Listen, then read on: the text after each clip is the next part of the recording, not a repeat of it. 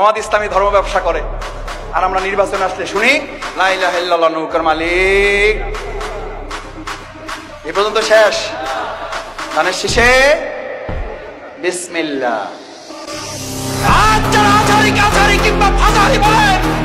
আপনাদেরকে লাঞ্ছনা এবং অপমানের শেষ ঠিকানায় পৌঁছে দিতে ওই আল্লাহর সময় দরকার হবে না। কে যেন আসার নাকি মাসার একজন আসলেন, আগে ওরা খাইছে এখনই রাখতে চাইছে, এটা কি বলছেন?